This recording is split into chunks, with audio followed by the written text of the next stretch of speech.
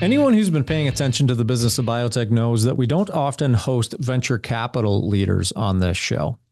My guest chair is typically reserved for people in the throes of building biopharmaceutical companies.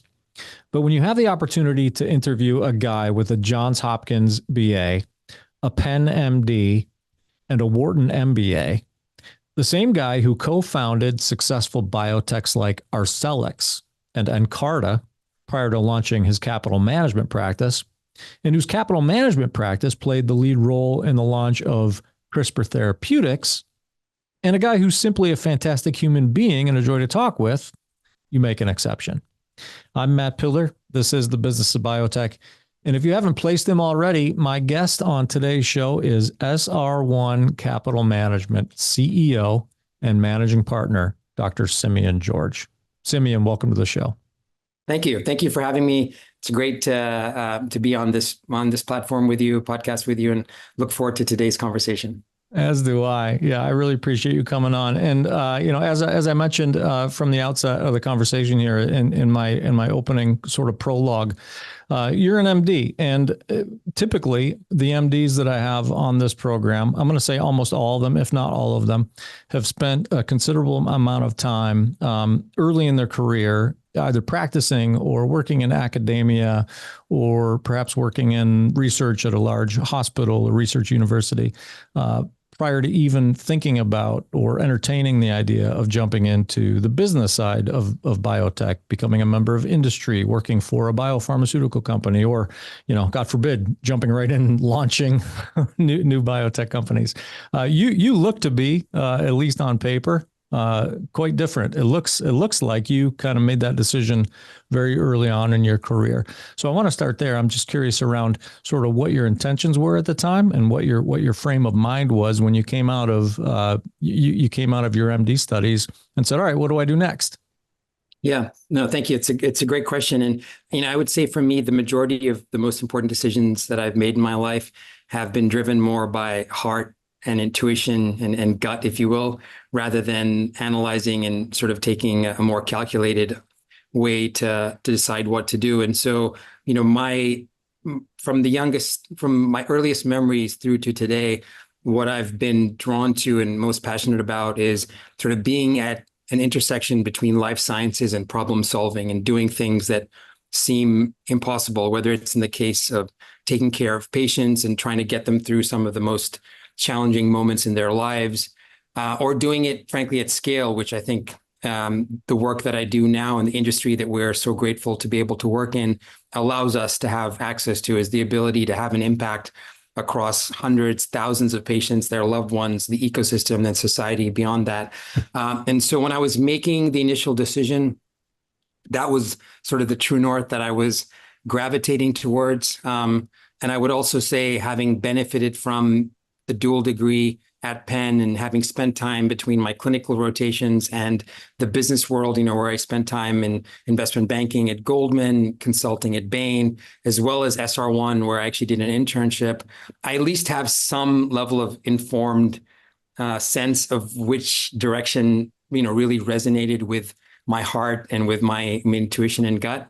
And so those were the two principal drivers behind which I took the leap, not knowing, frankly, how things might play out over the medium to long term, but just believing in the short term, this would be a great place to continue to build a skill set, experience, network, and then continue to follow my intuition around where to go next.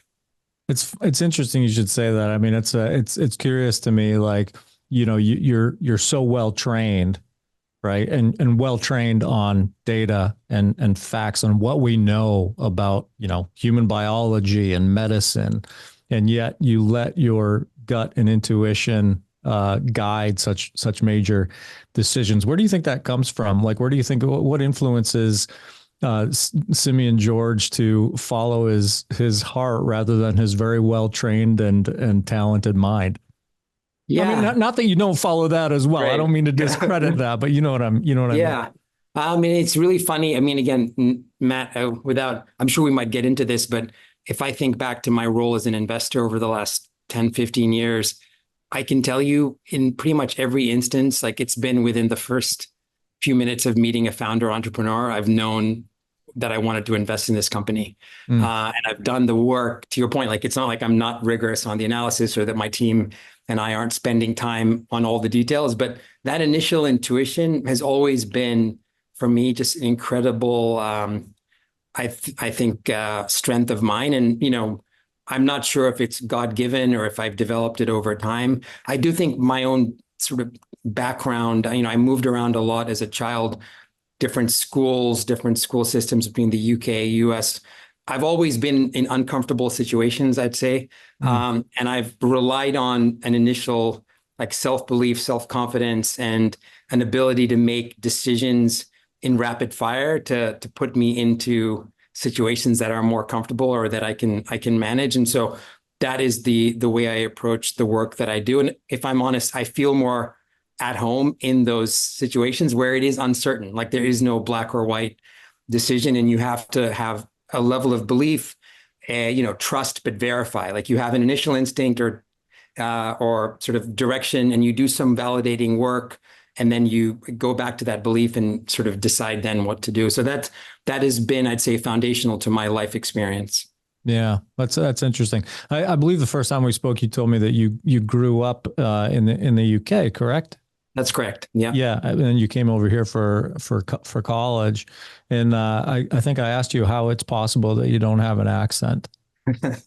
I know it's still. I mean, my friends and family still don't understand how I managed to end up with this American accent. But I think there's no great answer. I wish I still had it. I think I did have it. I'm pretty confident. My parents will say I did have it. And then I actually moved into the American school system when I was in middle school. So I went to the American School, London, and so had that sort of formative period where I was transitioning into the US system. And I probably subliminally or unconsciously tried to lean into fitting in when developing an American accent. So that might be part of it. I wish I could get it back though, Matt. I will tell you, it probably would help me more with that accent now than is the case, but that's where we are.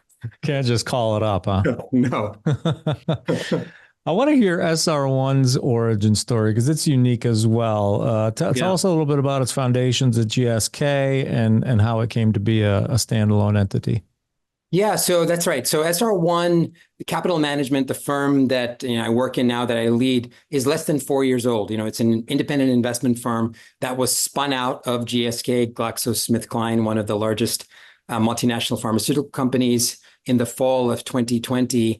And prior to that, SR1 was the venture arm of GSK. It was a corporate entity that invested in biotech. And to give you some sense, it started investing in biotech in the mid 1980s, when the field was certainly emerging, and there was, SmithKline at the time had capital on their balance sheets, and there was this new field, and they thought, let's create a vehicle that can give us some exposure to that.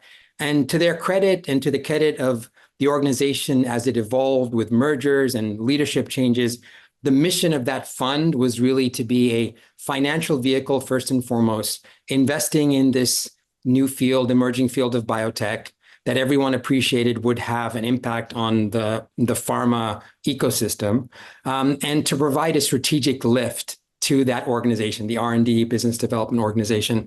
But it was always set up with the financial sort of mindset in terms of how we thought about investing and returning capital.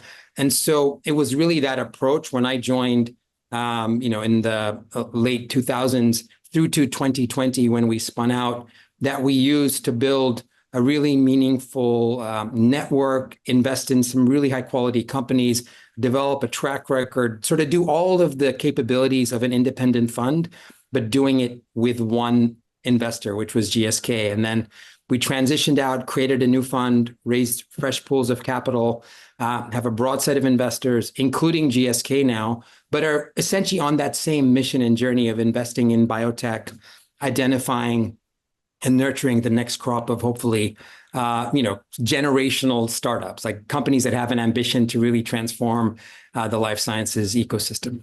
Yeah. What was your role when SR1 was still a GSK entity? What was your role? Like, I guess kind of walk me through how your role there developed to the point where when it did spin out, you were tapped on the shoulder to lead it. Yeah. So, I Or mean, was it a hostile, or was it a hostile takeover on Simeon George's part? no, this is done in a very collaborative way. And you can hopefully ask folks on my team or outside, and they might corroborate that. So again, so I joined as an associate or entry level position into an investment firm, which was SR1. And the first phase was really learning the trade, the craft of investing in biotech. So meeting with companies, doing due diligence, supporting senior members of the team. And that period, again, for folks who are listening, was formative because it was post-global financial crisis. So, it was, 08, 09, 10, where, the public markets, frankly, didn't really exist. Capital was constrained. And it was challenging for any company to really take shape and develop and do all the things that, frankly, we take for granted a little bit today, I think. So I learned those formative sort of challenges and experiences during that first phase.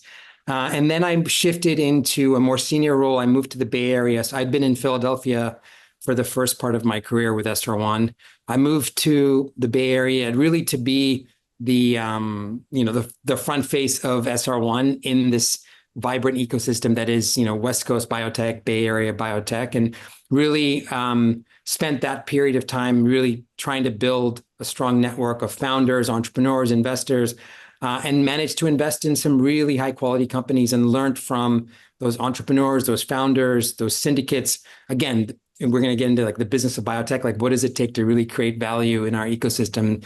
And again, sort of coming out of that global financial crisis, there was starting to be some thawing around the ecosystem, around the capital markets. And so I got to experience that through some of those early companies that we invested in. And the third phase was really what I would describe as the beginning of my entrepreneurial journey. I had gotten the itch to get closer to actually starting companies, and that led to investments. I should say starting companies, and you mentioned in the beginning, Arcellx and Nkarta were really two companies that started from a blank sheet of paper, really a labor of love for myself and my co-founder, Ali Bebahani, who's at NEA.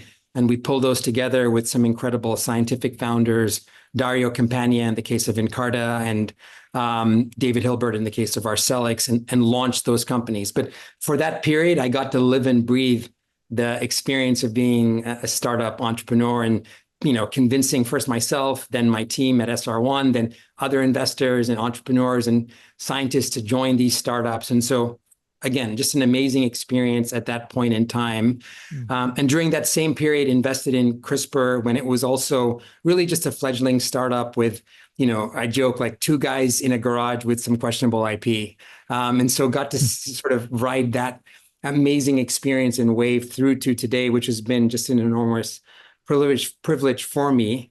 And then the last phase, I guess the phase now that I'm in, is continuing that entrepreneurial journey. But as you pointed out, working with GSK and external investors to figure out a way to create a new fund, spinning out from the large organization, setting up essentially a startup, focusing on some core principles around which I've just described, but then really thinking now with an ambition of how do we take it to the next level and how do we continue to create a firm that is truly going to be elite. And so I've been running the firm now 4 years as we've been an independent firm, but had been running SR1 during the last couple of years prior to the spin out. So I've had sort of the full transition and experience in this leadership role now. Yeah.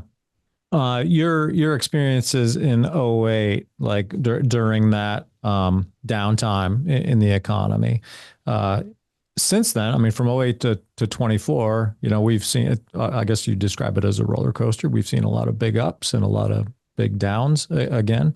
How did that, I guess, that experience in '08, which was among your first experiences in the space, how did it sort of influence your style and your mindset when times are good? Like how did it influence how you steady the course, regardless of whether markets are going ballistic and funding everything and everyone, or being incredibly discerning and not funding much? Yeah, I mean, I try as best I can to harken back to those experiences because they were both formative, but they're also learnings that you can apply at any point in time. And I think the more I can sort of have that mindset around lean, mean, sort of fundamental driven, the better off, I will be as an investor, and hopefully our companies can benefit from that. So I'd say the first thing, and I really think about this at sort of just a startup level, like ultimately, whether it's biotech or high tech or crypto or AI or whatever it is, like, the job of a startup is to run a business that can create value and have a clear value proposition, and as efficiently as it can validate that value proposition, create a product that fits with what the market needs are. And in our space, we're so blessed to have an ability to work in an area where ultimately it's a medicine that touches a patient, that shows that the drug is working, has a true clinical impact. And that is ultimately the only principle in our business that goes across market cycles, where inflation is, whether we're living through a global pandemic, whatever is happening in the world. If you can actually work in a manner that is focused on where is the medicine, how does this benefit patients, there is value to be created. And so I try and stay as focused on that anchoring philosophy.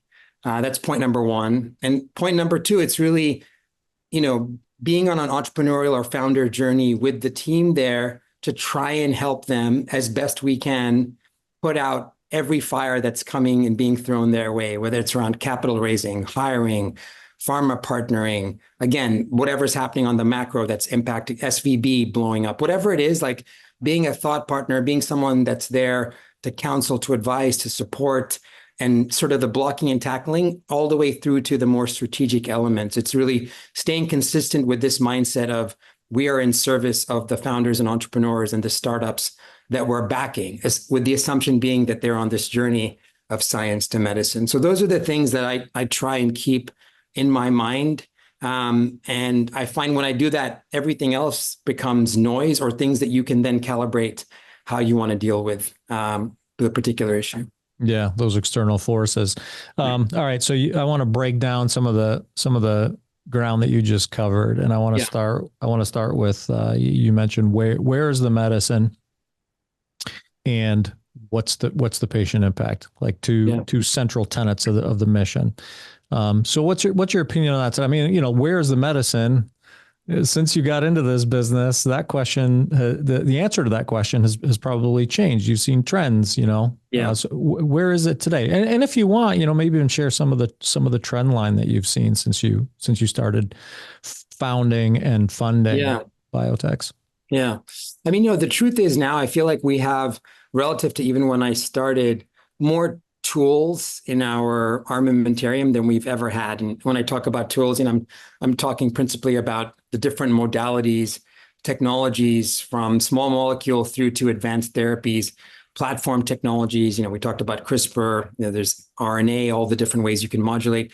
So we have this amazing suite of capabilities, and there's still challenges there. And some of them are frankly meaningful bottlenecks. So manufacturing, sort of the cost of supplying and manufacturing at scale a product, significant bottleneck. And so we've got point solutions around off the shelf as one example of ways that people are trying to solve it.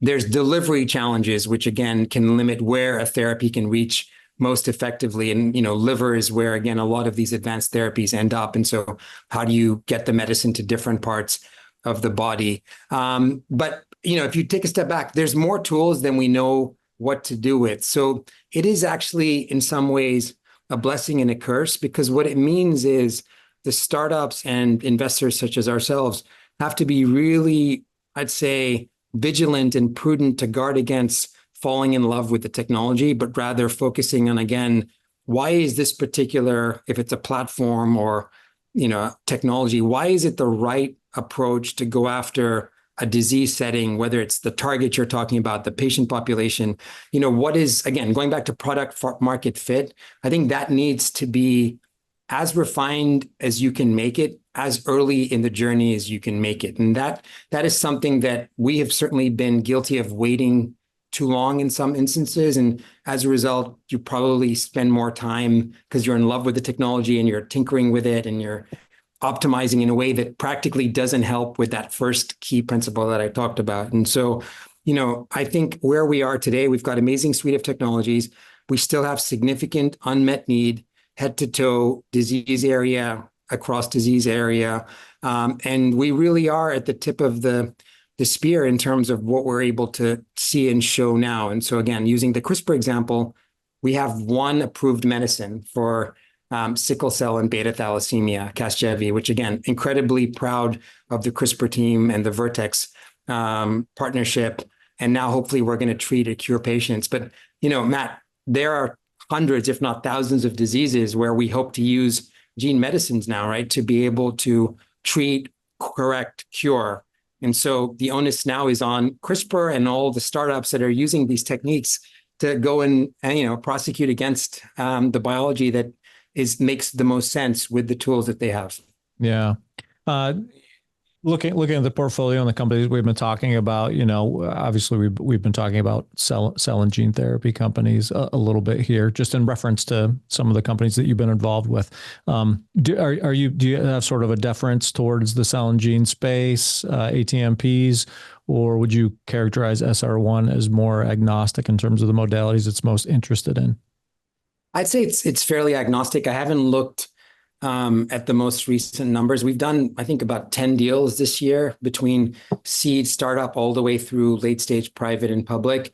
And just skimming through them in my mind now, it's a mix. Like we've got small molecules, we've got biologics, advanced therapy. So it's, again, there is no one size fits all. We look at it on a case by case basis.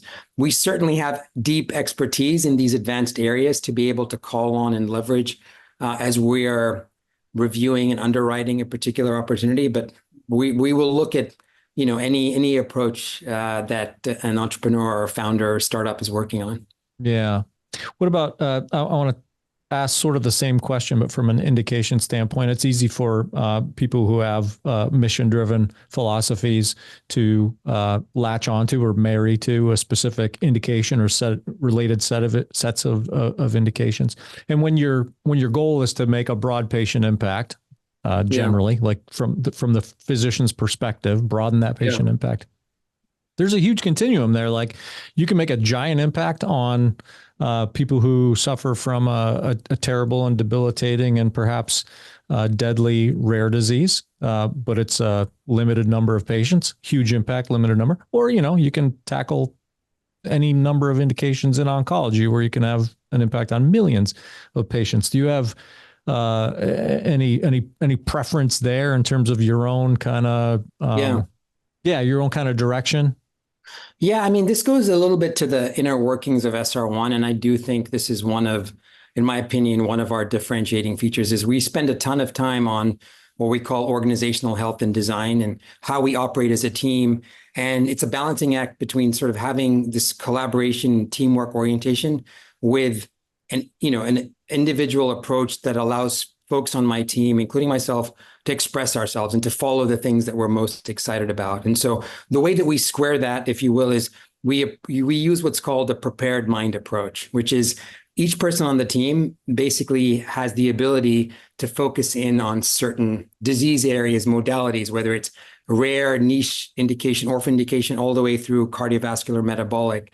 And we have almost like majors and minors. And so people, through their own choosing, lean into areas that they're most excited about. They follow the science, they build the networks, they meet with companies, founders, they have a sense of where pharma is. And so across the tapestry of SR1, you end up with, without too much over-engineering, essentially most of the key disease areas covered, modalities covered. And so we have within our own rubric a way to be able to efficiently I'd say identify, prepare, or react to what's coming at us. And I really do, lean on the team to follow what gets them excited, what gets them out of bed, rather than being prescriptive and saying we're only doing this or we're doing that. And that it's not only for disease area, but also for stage, because we are a firm that invests across multi-stages. It also is a way for us to say we are really looking for the best in class from startups all the way through late stage. And we want people on the team to be able to spend time in the various areas, share knowledge. So that is also helpful for us to be able to take what we're seeing at the late stage and apply it to early stage and see, again, differentiation, competition, things that, again, can be really helpful, how that might adopt it. So I think hopefully that answers your question. There is no one size fits all within SR1. I really want the team to feel empowered to go after the stuff, areas that they're most excited about.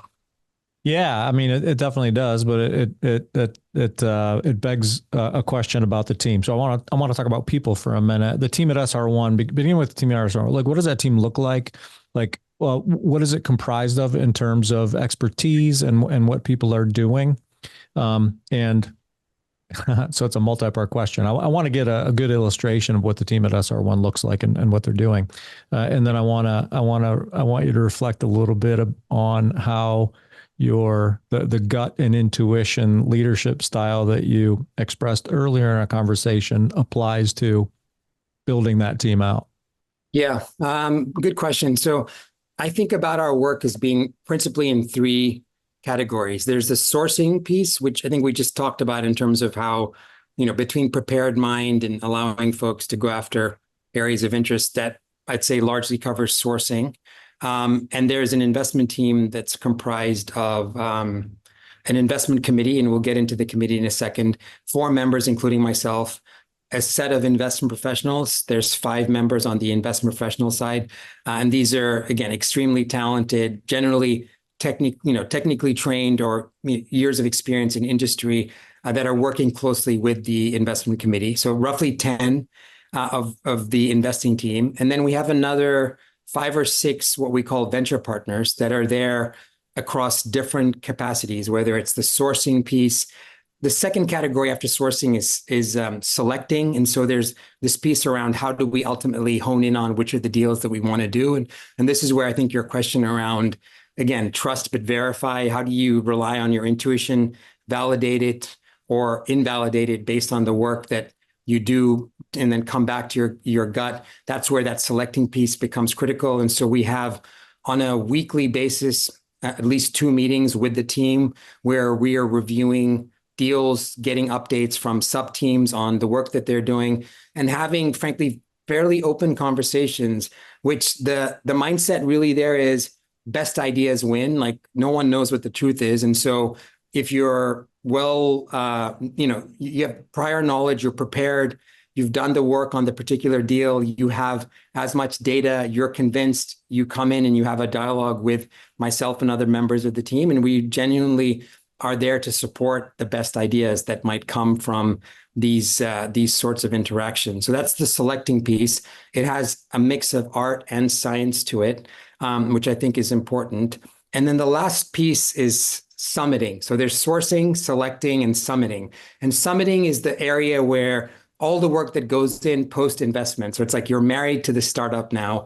How do you make sure that that marriage is as successful as it can be and it reaches whatever the goals and aspirations are for that enterprise? And so, again, between the investing team and these venture partners who are incredibly talented operators who've been in roles in startups where they've been successful at building and scaling businesses, we bring all of those capabilities to bear in a way that is hopefully, again, of service to the entrepreneur and the founder. It's not forced on them. It really is genuine interaction that is collaborative. And we have found it to a T, to a company, to be something that has been incredibly well received by the entrepreneurs and the startups. So those are the 3 areas that we focus on, and that's the way the team is organized, aligned on those principles. Your face lit up a little bit when you got to the summiting part. Is that your favorite part? I mean, again, going back, Matt, to the point on the problem solving, I like to work on hard things. Like, I like to work on things where you don't know how you're going to do it. Like, genuinely, you don't know how to do it. And so it requires you to bring everything that you have. It requires hard work. You have to get lucky. Like, I think we have to acknowledge there's an incredible amount of luck involved. Certainly in my career, I've seen that and been the benefit, I've benefited from that. But it's like putting yourselves in these incredibly hard positions and then figuring out what are all the ways through blood, sweat, and tears and resilience that you can work through it. And that, for me, has been the most inspiring part of my career, whether it's with the portfolio companies or, frankly, with the journey of SR1 and where we've reached. Yeah. Okay. So maintaining the people track. I want to stay in the people track, but I want to kind of transition to the people behind the companies that our SR1 gets involved with, and prior to that, the companies that you personally got involved with. And I think of an example. I think we talked about the fact that I had Rami Elghandour on my show a few weeks ago. He was a guest on the Business of Biotech. He's the CEO at Arcellx, and he's a good friend of yours. And I imagine that when you had the opportunity to work with him on Arcellx, you were like, you were leaning into that gut and intuition thing that you talked about. Yeah. And I can totally see it. Fantastic man. You're like, I got to get this guy. I got to get this guy. I got to work with this guy. To great effect, by the way. The company's killing it. How do you, when you got the sourcing piece that you mentioned and the selection piece that you mentioned, how do you transfer that sussing out, that assessment of jockeys to the teams that are engaging your potential portfolio companies early on? How do you transfer like the Simeon George intuition to the team? So you're referring to my team in terms of how we're evaluating companies? To your team, right? Right, and this is the transition to the people, the jockeys that are leading the companies that you're bringing on board, right? Like, you want to bring quality people on, the quality leaders of the companies you're investing in on. And you can source and you can evaluate on science and data all day long, and then then you get a bad vibe from the guy or gal who's running the company, and you're like, I don't know if I want this one on the team, but you're not necessarily interfacing with every single one of those potentials early on. So I'm just curious how you transfer some of that intuition and soft skill to the folks who are engaging early. Yeah. And Matt, I want to acknowledge, again, there's no one size fits all. There might be investors out there that just focus on the fundamentals and the people piece. Certainly maybe for later stage public investors, like they don't focus on this. For me, for how SR1 is built, how we operate, it is core. Like it is genuinely core to our ethos. And I do think, number one, there is a self-selection process that has happened with the way my team has been constructed. I think people have bought into this philosophy of the power of just the human element of our business to be able to elevate and sometimes levitate the startups that they're involved in, right? So I think that is a natural part of the ethos here. And because we talk about this so much, because we have numerous interactions on a regular basis with entrepreneurs as a team, whether it's new teams that we're evaluating or just inviting our own entrepreneurs in to talk about what they're working on. My strong belief is that there is enough of a pattern around which members of my team are applying what they're seeing through those interactions to what they're seeing, as you say, as they're doing early evaluation. And again, it's not like there's one phenotype or profile for an entrepreneur or founder. But I do believe fundamentally that my team, as they're assessing all the different elements of PTS and market size, there is a people element that they are assessing in their own way, and they're making an evaluation. And it is an incredibly important part of the overall philosophy of how SR1 invests. And so that, again, there's some trial and error there. We don't always get it right. We sometimes have to, make changes. We have to add capabilities, but it is a core element to the way that we underwrite our investments at SR1. And so everyone is spending time thinking about this holistically, starting from the CEO and then thinking through the organization. Yeah. Maybe I'll give you one more point, a little bit of a preview for what's to come with SR1. So we've added these incredible capabilities to help with summiting around sort of the CFO type leader within SR1 that works with our entrepreneurs to help them raise capital, to help them build out their finance function. That's Chris Chai, who's been a serial CFO, just an incredible talent and just such a joy and privilege to have on my team. We have Iqbal Mufti, who is his counterpart on the pharma business development side. So think of him as the CBO within SR1, who's really spending most of his time interacting between portfolio companies and the large and mid-sized pharma players, building relationships, enabling connectivity way before there's any sort of deal to be had or not. The next capability that we will add will be what we call a talent or people capability. It'll be someone that sits as part of the SR1 team to help us when we are exactly to your question, to help us assess teams, have a uniform way to be able to evaluate, to think about where are the blind spots, to think about how we can help to augment, bring in talent. So that will be a core internal capability of SR1. And so we are, action speaks louder than words. And so we really are committed to this part of how we build what we call an SR1 edge or spike in the way that we invest in biotech. Yeah, very cool. And totally acknowledging that there's not a quote unquote phenotype. Are there like must-have boxes that need to be checked, or common threads that you look for and say, okay, well, this is going to play heavily into our decision in terms of the people that are leading these companies? The one trait is, again, like the resilience, grit, determination, just self-belief that, again, I don't know if you can teach that, but that trait, I think, is sine qua non for what we do. As a ecosystem, you need to have that as part of your being. And you've spent time with Rami, you'll know he's Superman. Like, he comes out and he's ready to take on the world. And that entrepreneur needs to have some element of that capability within themselves to do incredibly impossible or near impossible things. So that's the first piece of the puzzle. Beyond that, it really is hard to be prescriptive. Like, I've worked with some incredibly talented entrepreneurs that don't have the profile. They haven't been in pharma or in biotech. First time into a role, like Sam Kulkarni is a great example at CRISPR. He was a McKinsey consultant before he jumped into CRISPR, and within a few years was the CEO of the company, and is in my opinion one of the best biotech CEOs that's out there, if not the best. And then we have others that have been dyed-in-the-wool entrepreneurs. Gary Glick at Odyssey is a great example, who's done this through multiple iterations and is doing incredibly well. We have scientifically trained, business trained.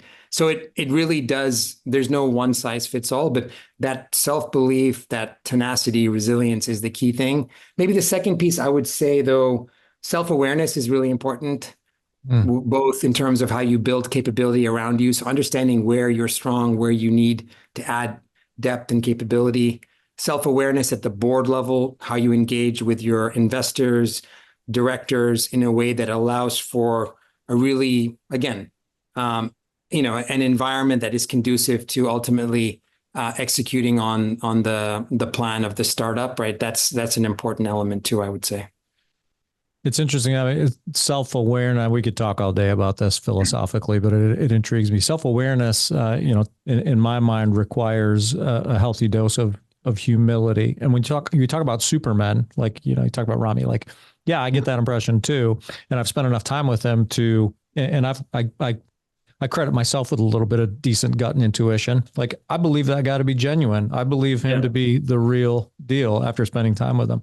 But I've seen a lot of, self-described supermen who maybe weren't, maybe didn't have the humility to apply some self-awareness, and, maybe weren't those super people. So, I guess it just reinforces the point you've made about gut and intuition, right? Like how do you vet? How do you aside from, credentials and training, how do you vet? How do you vet genuine? Yeah. You know what I mean? Yeah, no, it's not easy. And again, I think the ways to potentially mitigate against making a wrong determination there is seeing someone over time. So a longitudinal experience can be really helpful. So in the case of Rami, I've known him since he was at Wharton or finishing Wharton all the way through to when he, joined as the Arcellx CEO. So I'd seen him over many roles and years and careers. So I know who Rami is. I know his authenticity, how genuine he is. I won't always have that opportunity with everyone that I'm working with, but in general, I will try and spend time with entrepreneurs and founders over an extended period, right? Get to know them before, frankly, their company's raising capital, get to know the company before they're actually raising capital. So it's not so much of a forced interaction around a specific ask or point in time. So I think that's one way. I do think you have to be comfortable with your intuition and gut.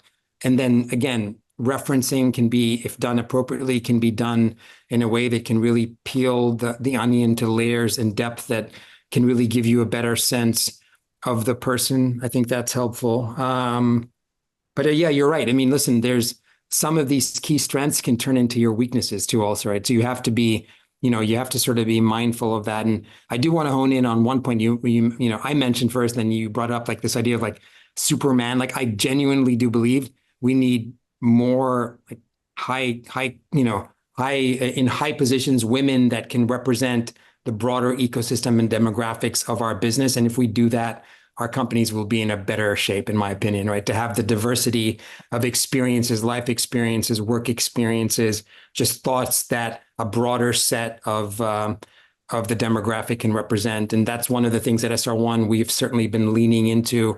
And I want to acknowledge Jill from my team in particular, who really has been focused on this in terms of getting more women involved at the board level in management roles. And I think that is a massive opportunity for our entire industry, but for SR1, something that we are going to use to our advantage, right? To be able to really differentiate. And I think doing this, frankly, adds to just the richness of these management teams, because I think there's talent that's available that, frankly, has been maybe not looked at in the same light that it deserves to be.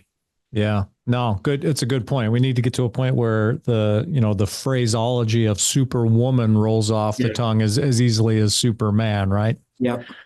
All right. I want to shift gears a little bit to back to SR1 and what it's doing in the biotech and biopharma space. That's unique from my perspective. A lot of VC firms, I haven't had a ton on the show. A lot of times I'll have a managing partner along with a biotech that they've funded. We've done that a few times. That's always a fun conversation. But I haven't had a ton. But from my perspective, anecdotally, a lot of the VC firms that I see out there are a little bit more niche in terms of where their focus is. They'll focus on, the biotech, startup seed phase. They'll focus maybe on taking a company from formation to phase 1 studies, or they'll say, hey, we're the capital partner that you need to work your way towards acquisition or merger. SR1, on the other hand, in conversation with you claim this kind of complete continuum, right, approach from startup to commercialization. So tell me a little bit more about that. Like, why is that? Why not just focus on one sort of, phenotype, to use your word, of company, or why take on that breadth, I guess? Yeah. Again, going back to first principles, Matt, I'd say generally don't like to do anything that's just completely straightforward. There's a belief that I have, that the firm has, that we want to be truly elite. And to be elite, in my mind, you need to have a holistic understanding of this ecosystem and industry. And it's hard, in my opinion, to have that mindset or visibility if you're just focusing in on one particular segment. And, again, the example of the way that we've learned about some of these seed investments that we've done in gene editing has come from the experience of being in leadership roles and having invested through the various stages of CRISPR from start all the way through to where it is today, and seeing where CRISPR is today. What are the bottlenecks? Again, delivery, whole gene insertion, more a milder preconditioning regimen. That insight has led to early stage seed investments. And so we're not claiming to be, again, there's amazing firms that all they do is start companies. We're not claiming to have the resources or capabilities just to do that. But when we start a company or when we seed an investment, it is driven in some part by an insight that we have from having that arc of investing experience and understanding of where the landscape is or where it's going. So that's the first point, is we believe that there is an edge that we can glean from having an end-to-end capability. The second point hones in on the team aspect, which we've talked about, which is we genuinely think of ourselves as one team, one dream. And we can get into logistics because we are spread out. But what that means is there needs to be, for that first point to hold, where you can take the learnings, there needs to be the right level of organizational design, crosstalk, collaboration that's happening so that the organization can benefit from that, right? So we lean into that part of the way that we work to facilitate the learnings and create the edge. So those are the two strategic points. The third is, it's frankly tactical, which is, we fundamentally believe that if you have that end-to-end approach and capabilities and edge in any market cycle, whether it's risk on or risk off, you will be able to find attractive investments that can generate outsized returns. And so you're not dependent on, again, the markets being, completely open to early stage and, money flowing into that segment. There might be later stage deals that are more attractive from a risk entry point. And so we think on balance, like the two strategic reasons plus the tactical reason makes for a compelling way to build a fund and a franchise over time. Yeah. All right. Well, I'm sold. That was a fantastic response. I like that perspective response, being able to fill gaps. I mean, and it speaks to the mission too. Like it speaks directly back to the mission. Like what do we need to invest in right now to make what we've already seen through to commercialization better, more effective, more efficient? That's great. But you mentioned the logistics, you mentioned geographies. You guys are London, split between London and San Francisco. So tell me a little bit about that. What's advantageous about having? Are you in San Francisco now? You I'm in London right now? Yeah. I'm in London right now. Oh, you're in London right now. Okay, you spend most of your time there. I'm going back and forth. So that's one of the challenges or blessings, I guess, depending on how you look at it. Yeah. Yeah. Well, you can pick worse cities. But what's advantageous about having, I mean, I've had conversations about, the investment scene and innovation specific to Europe. And I've had conversations about how that's different in the States, where there's different sort of focus in the States. So I'm assuming answer my own question. One of the advantages is the kind of holistic view of what's going on there and what's going on here. Yeah, I think so. I mean, again, it just broadens out the network, right? So I talked about the importance of network in the way that we think about, ultimately getting to the most compelling founders, entrepreneurs, startups. So having a foot on both sides of the Atlantic gives us, we believe, an edge relative to a US-focused investment firm. It's also just, again, I go back to, the way that SR1 is organized. We have incredible talent on my team that is based in the UK or in Europe, and having those people, without those people here, I'm not sure we would be set up this way, right? So not only is the investing team a meaningful portion based here, but the operations team, including our CFO, who's one of the most talented people that I work with, full stop, is based here in the UK office. And so it's really to be able to cultivate a way of working together that allows for people to sort of have their personal preferences for where they want to live, coupled with, again, the mission of SR1 to invest in these geographies. I think those are really the two major reasons that we've done it. And it's also been the case, while it's, again, logistically challenging, setting up meetings, across these time zones, we've found a way to make it work. We have enough connectivity in the way that teams are organized when they're evaluating companies, working with portfolio companies. We probably have 2 or 3 times during a year where the core team is together between JP Morgan or other conferences or board meetings where we're all, for example, in Boston. So we have to invest in this. There's a cost associated with it. We think on balance, it makes sense for us. It's worth it. But it does add a complexity to what we do. And, I want to acknowledge that it's not without friction that comes with the setup. Sure. Yeah. One of the other advantages that occurs to me is that you've got an ear to the ground on where the money's coming from, the flow of money, the interest levels in each space. So can you share any, one, is that true? And two, what trends or observations can you share about the way that money is and has been flowing in Europe versus the States?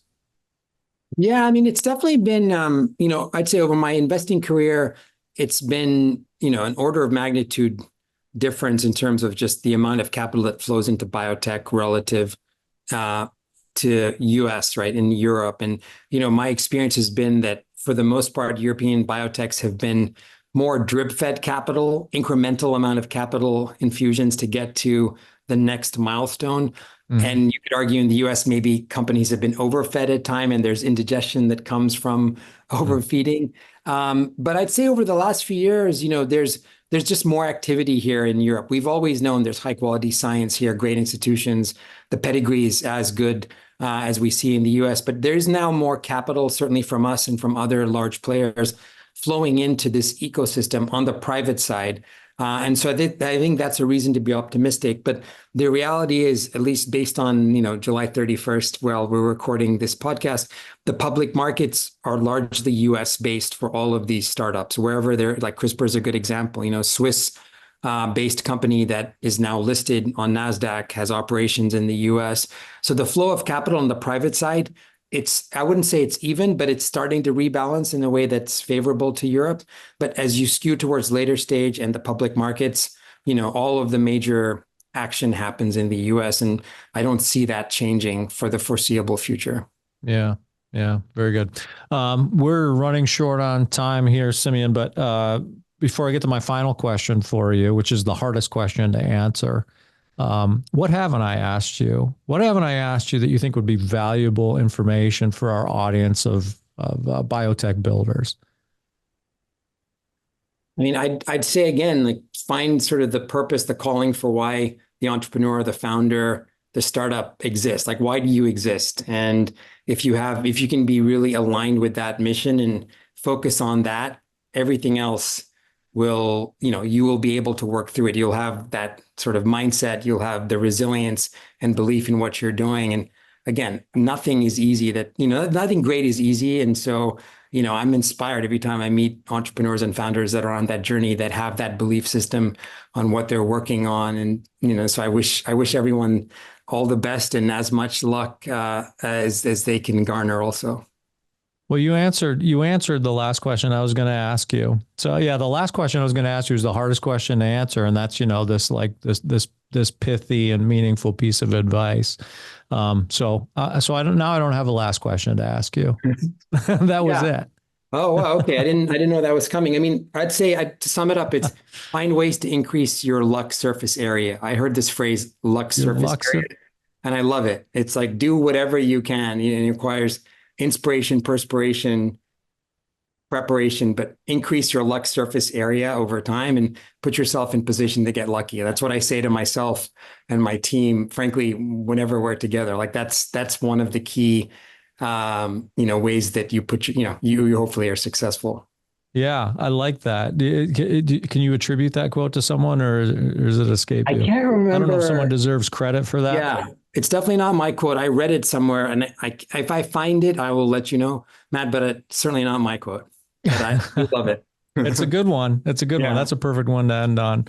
I really appreciate you coming on, Simeon. This has been a pleasure. I've enjoyed talking with you. I think it's been super insightful for our audience. And, hopefully we can have you back on when we can share more on great things that companies within the SR1 portfolio are doing. I'd love to know. Thank you. It's been a fun conversation, and I'd love to come back on, and maybe we bring an entrepreneur with me also that we've worked with. That'll be fun. Yeah, that'd be a blast. I'll get in touch with your people on that. Okay. All right. Thanks, Matt. Thank you, Simeon. Okay. So that's SR1 Capital Management CEO and Managing Partner, Dr. Simeon George. I'm Matt Pillar, and you just listened to the Business of Biotech. We're produced by Life Science Connect, and we represent the entire community of learning, solving, and sourcing resources for biotech builders that you'll find there, including Bioprocess Online, Cell and Gene, Advancing RNA, Clinical Leader, Life Science Leader, Outsourced Pharma, and a whole lot more. If you like listening to the Business of Biotech, you might like watching it even more. So go to the Listen and Watch tab at bioprocessonline.com and check that out. We drop every Monday. We'll see you then. And in the meantime, thanks for listening.